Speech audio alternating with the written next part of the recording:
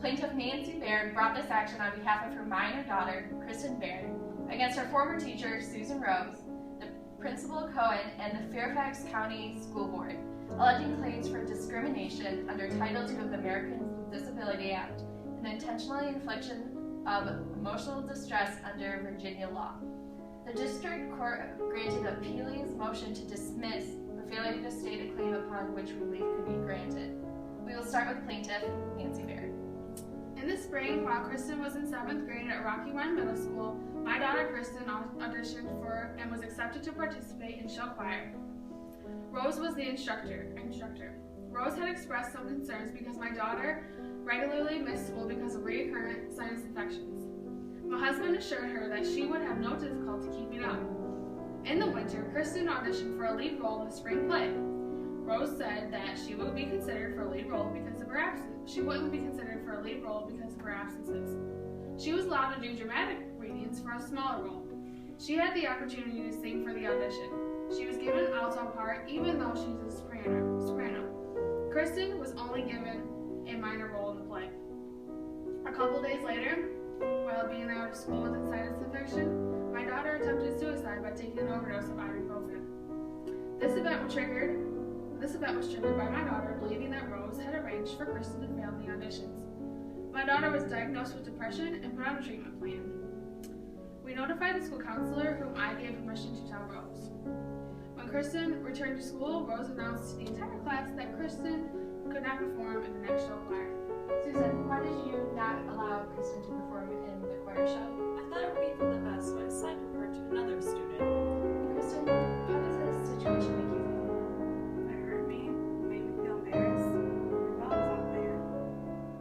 I then told Rose that my daughter should be able to participate as usual, but she did not allow that. Why is that, Susan? She did not know her dance routines well enough. But my daughter did know the routines. I then asked her to give my daughter the opportunity to demonstrate her abilities, and Rose denied it. Once again, I thought it would be best considering she had depression, and people with depression cannot be responsible.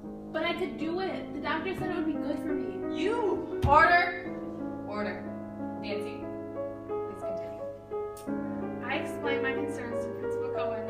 Instead of granting these results, the principal told Rose that she must uphold her attendance policy to all students and let the students perform.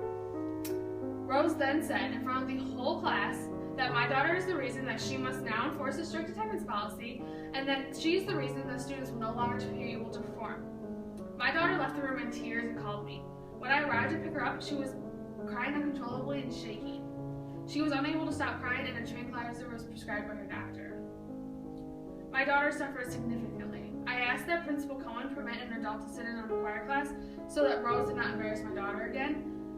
And when I did not get a reply, I sat in the class myself. The following day, Kristen's grandmother tried to sit in on the class but was not permitted. I was then contacted saying that I was barred from the school. My daughter was then notified that she must sit through rehearsals even though she's not allowed to participate. And how did you handle all this, Kristen? Due to all the stress, I was unable to sleep. Even when I could sleep, I couldn't be alone. I never wanted to eat. I was always exhausted. I couldn't concentrate. I feared that the other students and Rose would humiliate me. My grades fell because I couldn't concentrate, and I kept getting even more sick. I had to take a leave from work. I was terrified that my daughter would try to commit suicide. I then filed a motion for judgment claiming a violation of ADA and intentional infliction of emotional distress. Okay.